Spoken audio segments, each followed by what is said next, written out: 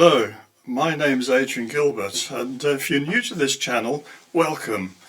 What we're involved in here is, generally speaking, investigating all sorts of ancient mysteries. But today I'm going to take you in a new direction. This is going to be an impromptu lecture. I've been wanting to talk about these ideas for a long time, and when I say a long time, I mean maybe 50 years, but the time hasn't been right. But now it is, and not only is the time right, it's actually essential that I do talk about these things, because it concerns us. It concerns our situation on this planet, it concerns our civilization, and it concerns our religion, what it's really all about. When I say our religion, I mean the Judeo-Christian religion. I put the two together because they are two phases of the same process. Where to begin? Where to start? Well, I think I'm going to start from where we are now today. We're seeing a gradual breakdown in our societies, unexpected, totally unexpected. Suddenly we're seeing a curious situation where the European nations and also America and Canada, Australia, New Zealand, all feeling under pressure from two directions. First of all is the whole wokeist movement. What do I mean by that? I mean a demoralization, taking away the morals, inversion of what we hold dear, what we hold true to be virtues, to exalt what we previously regarded as vices. So we have this whole undermining of people's self-worth, for example, particularly if you're white. The whole idea, oh, mea culpa, I'm white, I've done terrible things, being indoctrinated into the whole of the younger generation, or certainly those who go to university, to colleges, to feel ashamed of themselves for the past, over which they have no control, they have no responsibility for it. Anything that was happening in the past, perhaps slavery, it's not their fault. And actually, it was the British first, and then later on the Americans, who abolished slavery. The British and the Royal Navy abolished slavery on the high seas 30 years or more before America abolished slavery. And if any ships were found carrying slaves, the slaves were set free and the ships were impounded. Not just our own, but belonging to anyone. We abolished slavery, or did our best to do so. So to go mea culpa, we're slave masters, it's not true. We actually ended that practice as much as we could. It's crept back since, hasn't it? It's crept back through evil gangs and bribery and smuggling and all these kind of things going on today. It needs to be cracked down on again. That's what it needs. Not to be worrying about what happened 300, 400, 500 years ago. Everyone was enslaving each other back then. We need to re-establish that this is not a moral thing to do. This is something that has to be abolished. Abolished not just for the white people, but for the whole world. There should not be black people enslaving other black people. There should not be Arabs enslaving black people. There should not be yellow people being enslaved by yellow people. You know, it's a worldwide phenomenon that needs to be brought to an end, and should be. We should be fighting that tooth and nail. So I'm not going to give you a political discourse here. That's not what I'm about. But I want to put in context that this kind of wokeism that's kind of crept in, actually it hasn't crept, it's rushed in, hasn't it? To undermine our self-worth and to undermine the self-worth of Western civilization is something that's new. And the other thing is the failure of politicians in virtually all the countries of the West to get a grip on things. They can't, for example, control their own borders, yeah, because they're held to ransom by supranational bodies that nobody voted for, but they're there, aren't they? The International Court of Human Rights in Europe, nobody voted for that. It was just brought in and signed by politicians without any recourse to asking the people whether they would want to surrender the borders of their countries to being decided by unelected judges in a foreign court. Nobody was ever asked about that, and now the politicians are too cowardly to take that body on and say, actually, this is not what we meant. Actually, we're not going to let you do that. We are our own country. We're not going to let people flood in by the million. And it's the same in America. You know, America used to have a very firm control over its borders. I've been there many times. You go through the customs and you had to fill out all sorts of forms. You had to make declarations. And they scrutinized you, had to give you your fingerprint. They took your photograph. If there's any kind of criminal record, you were not allowed in. You get on the next plane back where you came from. But suddenly, the borders are open. Come in, all you hungry, all you, everyone from the world, come in and feast off our table. Nobody asked the American people about that, but the government and the legislators and the activists demanded this, and they enforced it. So that now I believe there's something like 10 million people come into America. Who knows who they are, where they've come from in the last 3 or 4 years. It's actually amazing. So why is this happening? Well, I want to tell you that we have to start taking seriously this book here. And it's a book called the Bible. Now, I actually bought this particular Bible when I was in Jerusalem in 1973, early 1973. I went to Israel in 72, in the October then. I cycled there with a friend of mine, and we were going on a sort of pilgrimage. We wanted to go to Bethlehem for Christmas, and we decided to go there by bicycle. And it was fun. A lot of hardship, but it was fun. We didn't cycle all the way, I have to admit. But we did cycle a good part of it. And we worked on a kibbutz for a few months, or I did anyway, for a couple of months. And then my friend stayed on. I moved to Tel Aviv. And I travelled around the country first. When I went to Tel Aviv, and I had a little job there. And it was while I was living in Tel Aviv, I was in Israel about 6 months in all, that I went to Jerusalem and I bought this book. Now, why did I buy the book? Well, I'm one of these people who likes to find out things. I dig deep, very deep, and I want to know the truth. I want to know the truth about everything. I have a scientist's mind, an analytical mind. And at school, and I was very good at mathematics, chemistry and physics, and I went to university to study chemistry.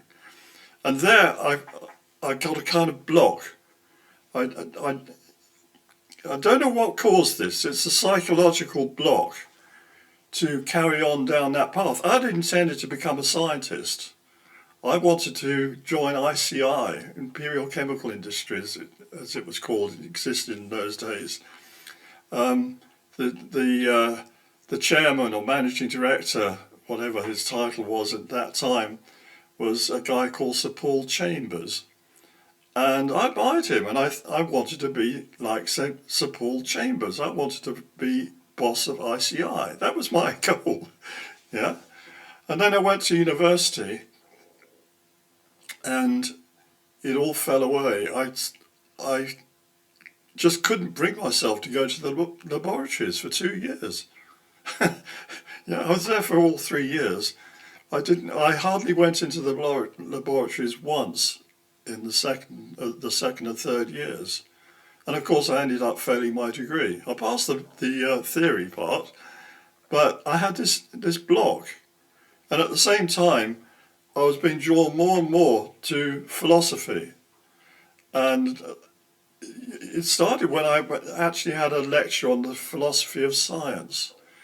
And I realized that by the end of this lecture that science is built on sand.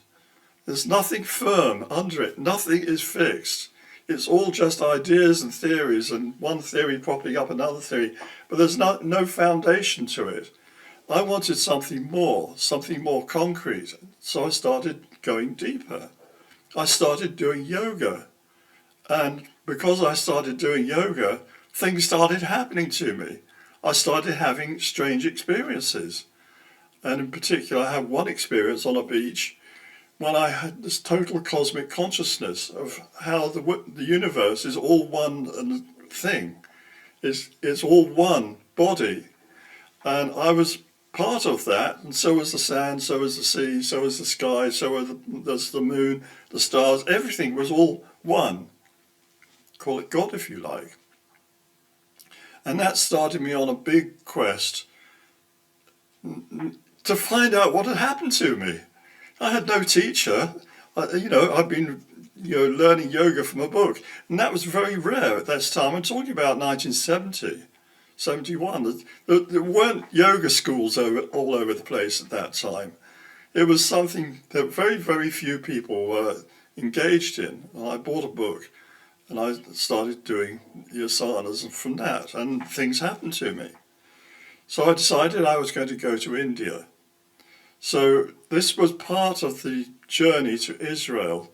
From Israel, I was planning then to go on to India. At that time, you could get work down in Eilat, in southern Israel. It was a big construction site at the time. Now it's a resort, a lot of hotels, but those hotels weren't even built when I went there. Well, some of them were, but not many. And there was a lot of work. It's like the Wild West down there. All sorts of young people, drifters, coming in, doing work, building this place. And what people would do is they would work there for a while, get some money, save it up, try not to get it stolen. There's a lot of theft going on.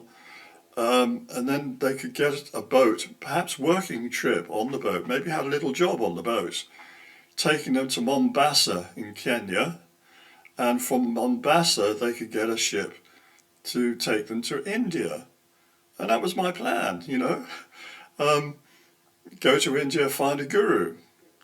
But my course was changed through a conversation I had, and I've talked about this in other lectures and in books.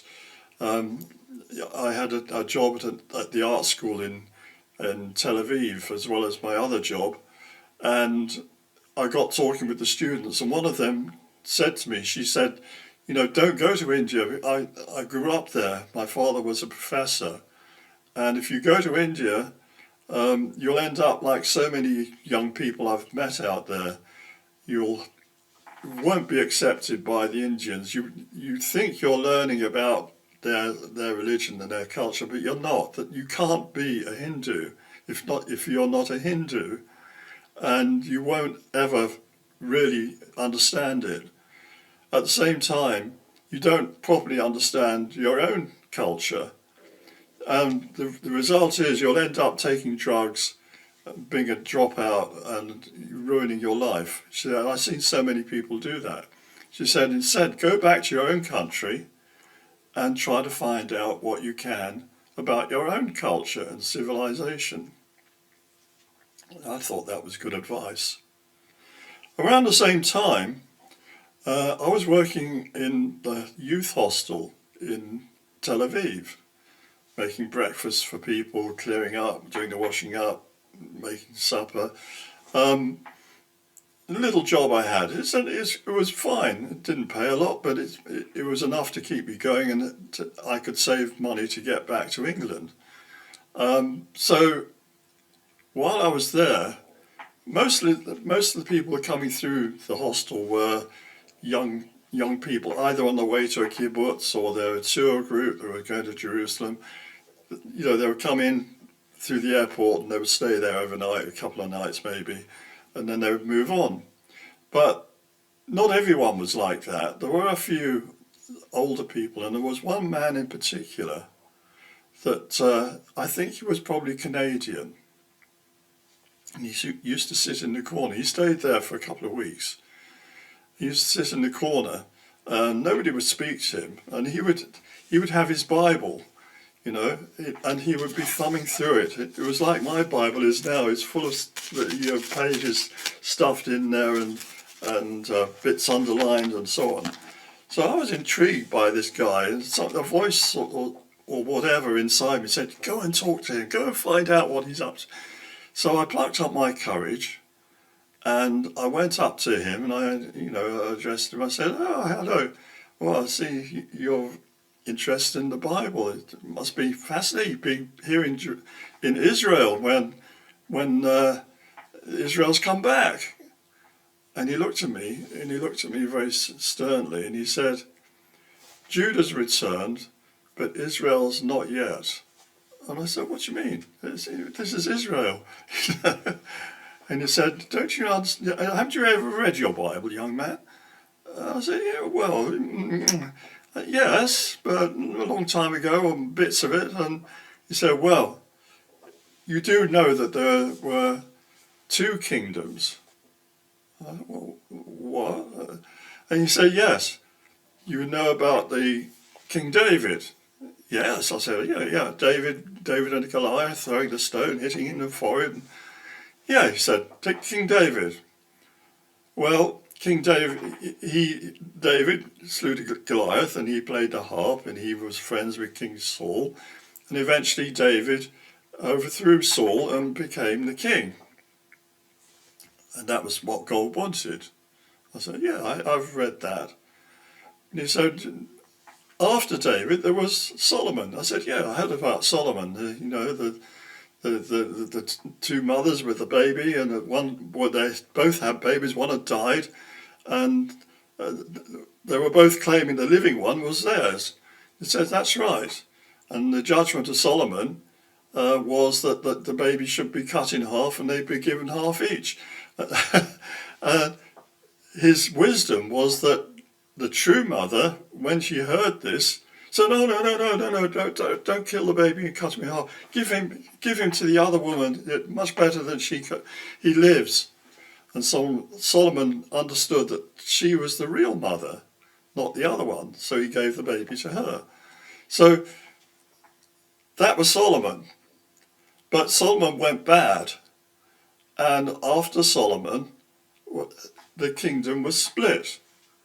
And you had a separation between a southern kingdom, which was called Judah, after the tribe of Judah. There were 12 tribes. Did you know that? I said, yeah, well, yeah, sort of. Yeah, there were 12 tribes, 12 sons of Israel, of Jacob. And you've heard of Joseph with the coat, you know, the technicolor coat. Yes, you know, sold into slavery in Egypt, and he ends up being the number 2 in Egypt. Yes, I said, yes, I heard of him.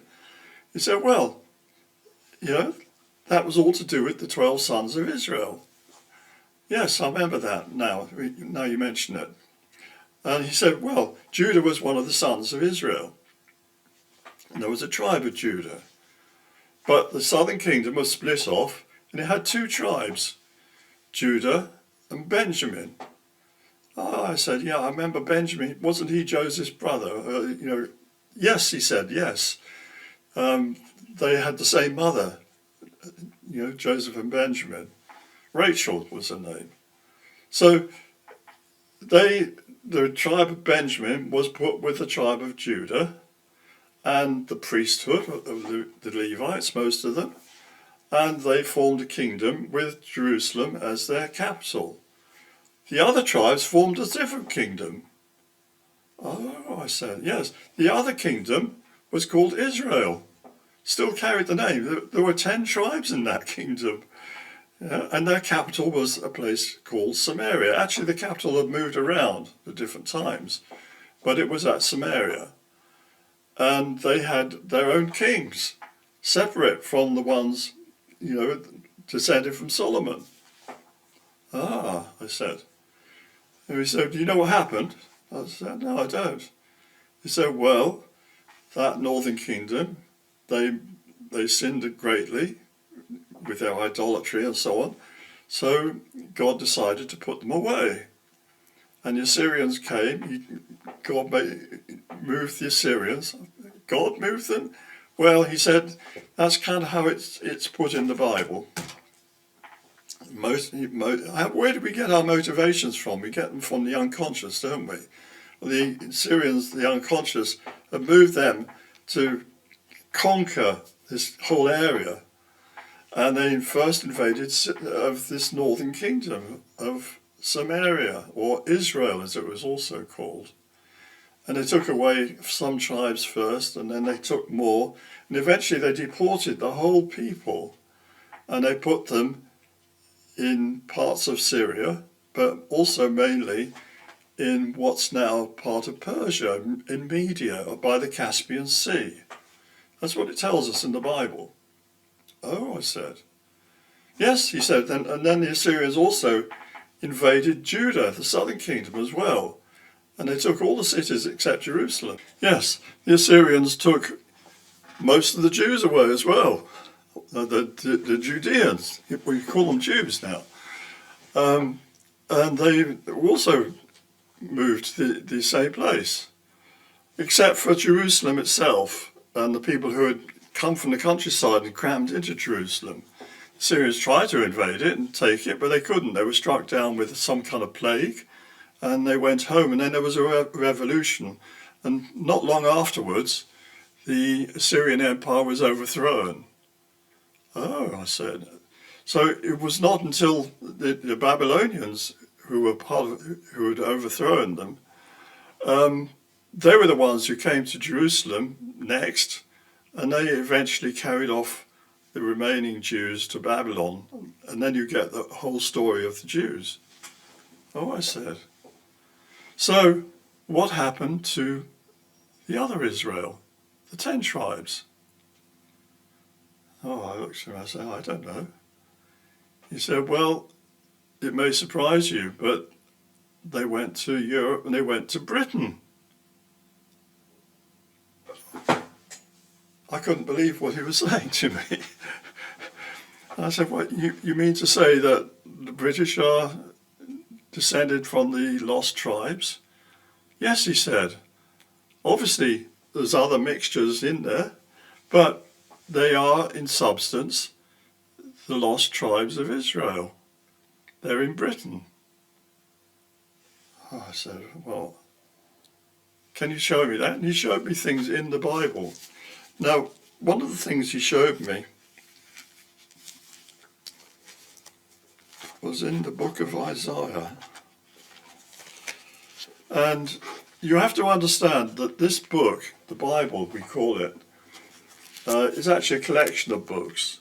And it's the most esoteric book you'll find in the world. Now, I'm not some preacher man. I don't go out around with a big placard walking up and down Oxford Street. I'm not a devout. I was brought up as a Roman Catholic, and I went to one of the top Catholic schools in this country. I was taught by priests. I learnt everything, well, not everything obviously, but I learnt as much Catholicism as most Catholics,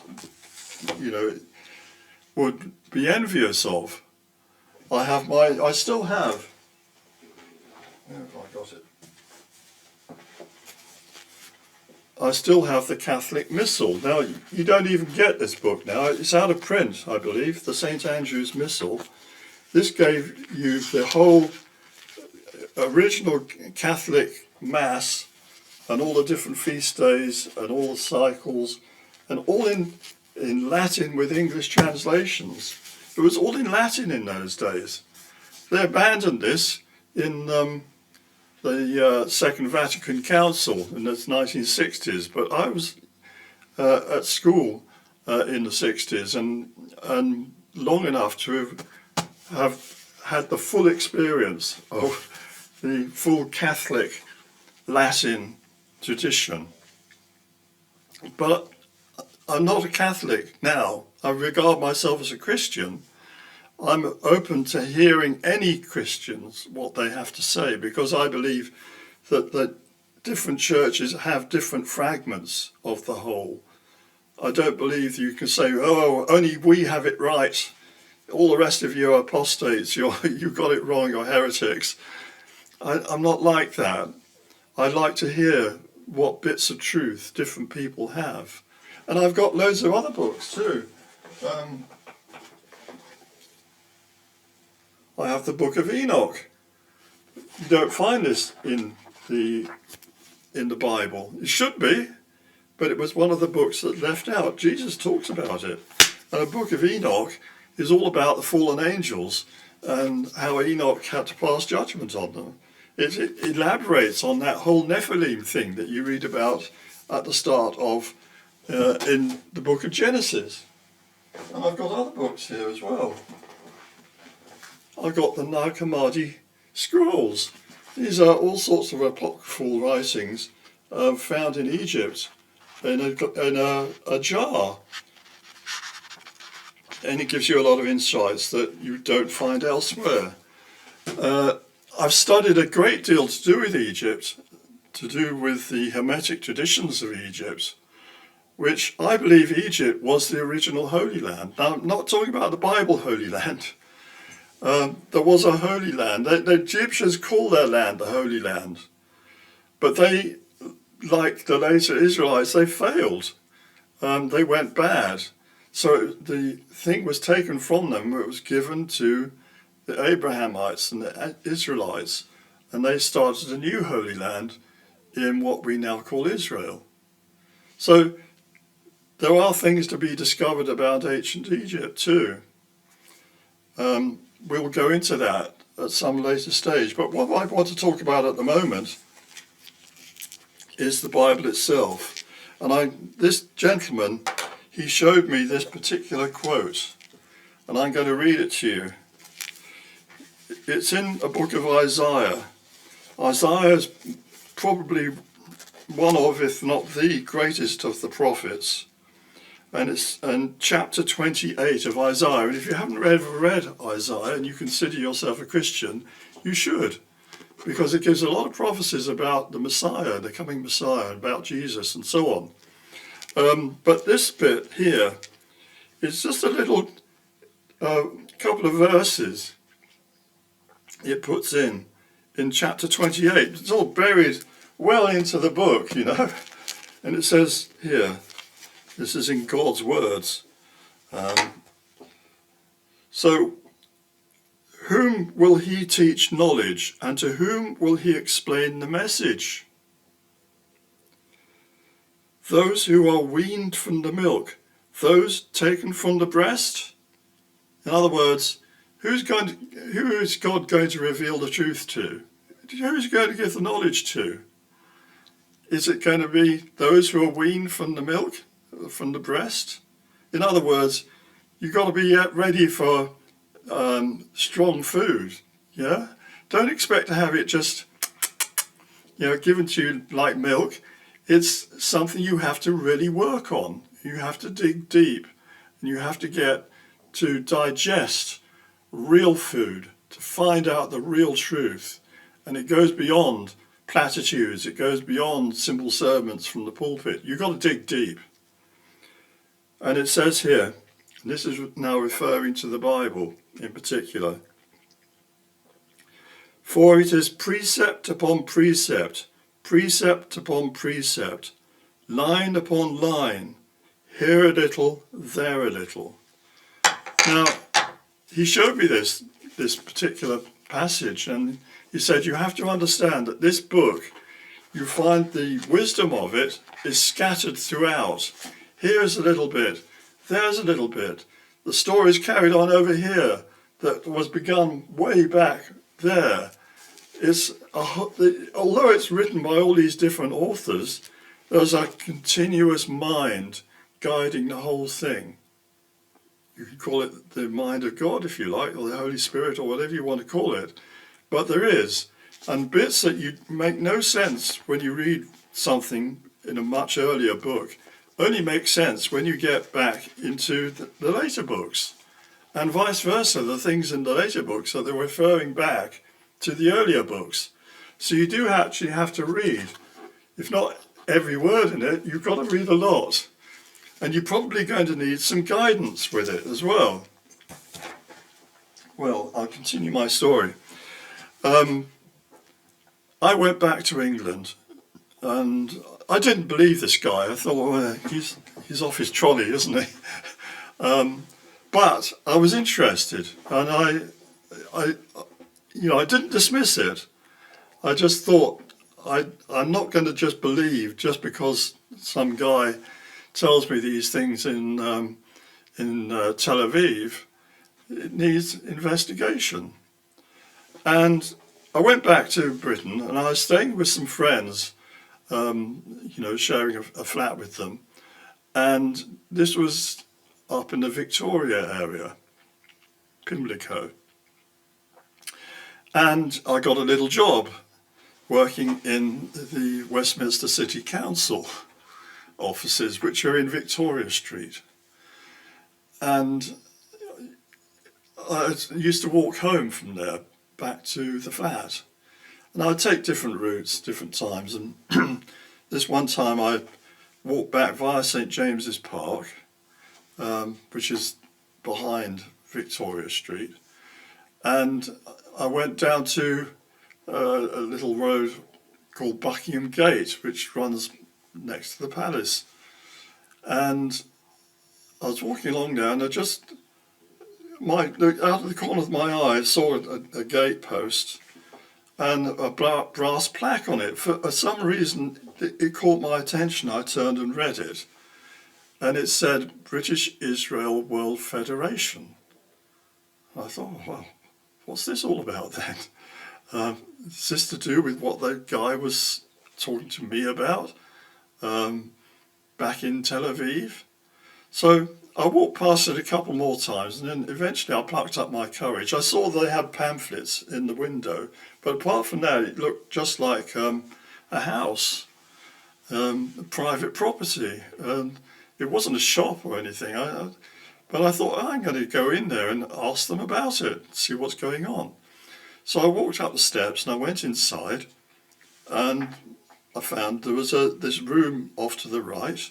It's all very old-fashioned inside this building.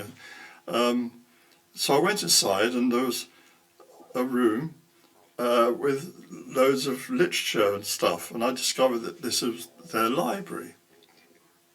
There was an old lady in there called Miss Woor, and so I went up to her and I said, "Excuse me, can you tell me what you're all about?" And she just looked me up and down. "Yeah, yes, Aunt Man, yes." And I said, I had a little bit about this idea about Britain being Israel. Can you tell me anything about it? I said, "Yeah, absolutely." And she proceeded to tell me some of the basics and pulled out all sorts of leaflets. And I bought a load of leaflets from her. And I went back there a couple more times and gradually got more literature from her. As I say, I'm not someone who just rushes into things, not usually anyway, but I wanted to find out more. So I got various bits of information from her, and I started studying this in depth.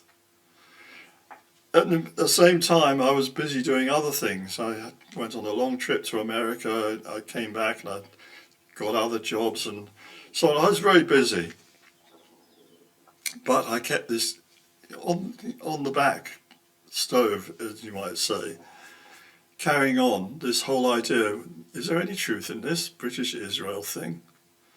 Well, that was all 50 years ago, more than 50 years actually. A lot has changed since then. I've changed since then. I'm an old man now. I was young then. And I found what I believe to be the truth. Here a little, there a little, here a precept, there a precept. I want to come back to our present times and why what's happening is happening. And you can't read very far in the Bible without coming across this guy, Satan, or Lucifer, the devil, as the opposition. And we have a general picture, a representative symbol for this guy of a gigantic serpent or a dragon, one or other. So you should not take this symbol as actuality. We're not dealing with serpent folk. That's not, I'm not one of these people who believe extraterrestrial serpents came here, or reptilians or something. Yes, there have been reptiles here, obviously, there still are. But it's a symbol. And you need to understand what that symbol represents of the serpent. It's very obvious when you think about it. Basically, there are three types of serpent. The first type you could call like the little grass snakes, but they're not poisonous. They don't do us any harm, we don't do them any harm. They move around, they eat frogs or whatever. That's the first kind.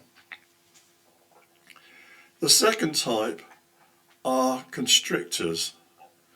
Boa constrictors, these often very big snakes that can wind themselves around you like a python and squeeze the breath out of you. What they do is they wrap themselves around their victim and they compress it and they compress it so it can't breathe. And each time you breathe out, it compresses a bit more and it squeezes the life out of you. And then when you're dead, it unwraps itself and it goes and grabs you by the head and swallows you whole. That's the second type of serpent. The third type are the poisonous serpents. And what they do is they bite you and then they withdraw the fangs and they wait for you to die. They inject poison into you that will kill their prey. And in fact, my neighbour was telling me about what he had seen, a little while ago. We do have poisonous snakes in this area, and we call them adders, kind of viper.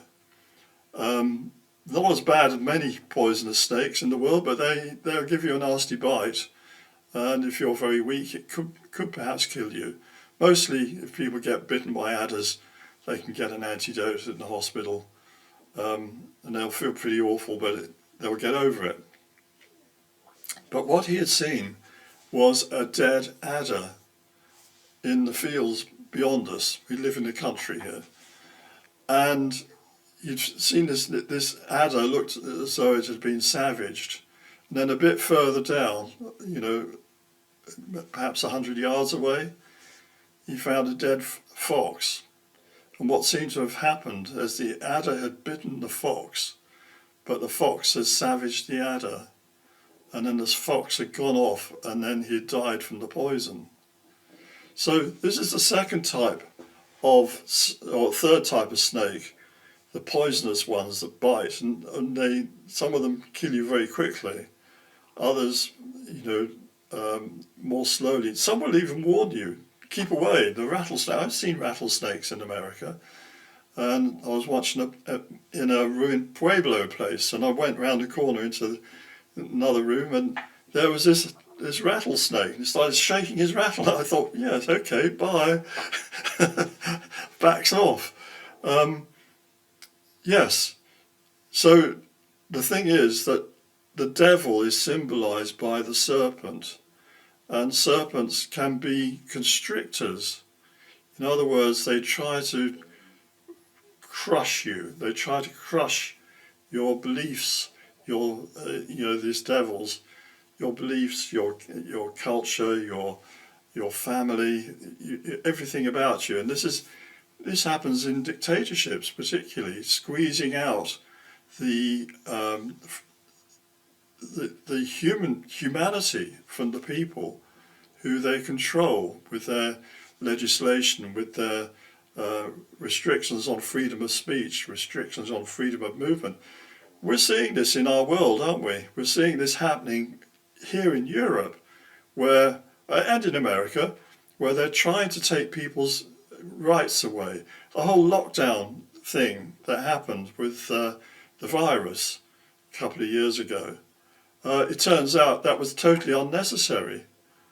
That they overreacted, made people have to stay in their own homes. They couldn't go outside.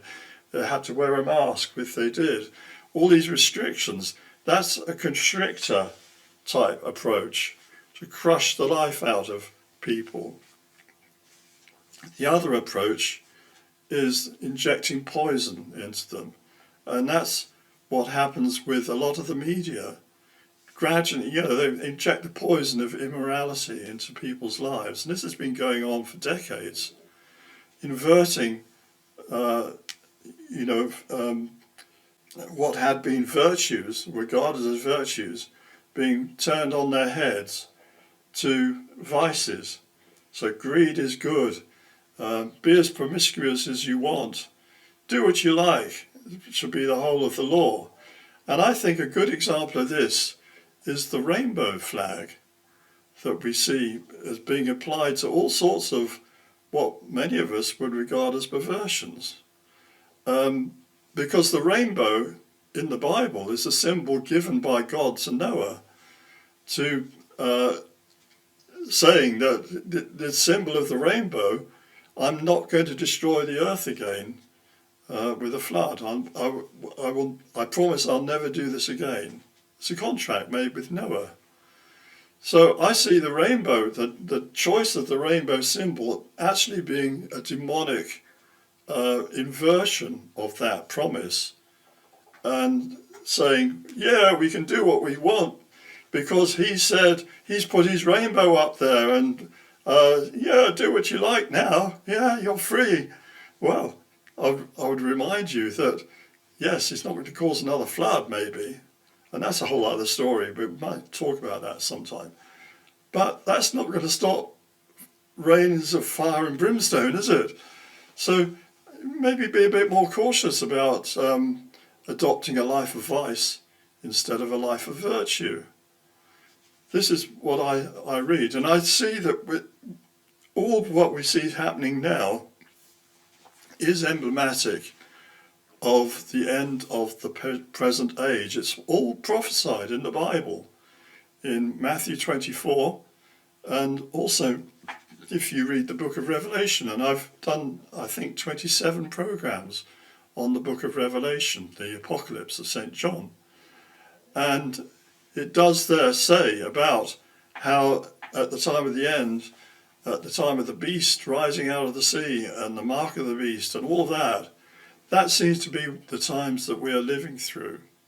So I'm not going to go into all this in this lecture. This is just a brief chat, as it were. But I intended to go through a lot of the information in the Bible to investigate this whole question of who is the real Israel? Who is Israel? Yes, the Jews are part of Israel. Yeah, definitely. And they have returned to the Holy Land. That was prophesied in the Bible as well. And that's true. But they're not the whole of Israel. So we need to start looking into the relationship between Israel, the lost tribes, Jesus' statement that he came from the lost tribes, he came from the lost sheep of the house of Israel. He says that in the Bible. The Jews weren't lost in Jesus' time. Everyone knew who they were. He's come from the lost sheep of the house of Israel, those who have disappeared. They lost their culture, they lost their language, they lost their identity. They merged with other things and they got lost. So we need to have a look at all that and have a look at that relationship between Christianity and Israel and what that's really all about. And there's a lot to be said about it. and I'm going to take you on that journey if you're willing to come with me. So thank you very much for your time, and we'll talk again. Goodbye.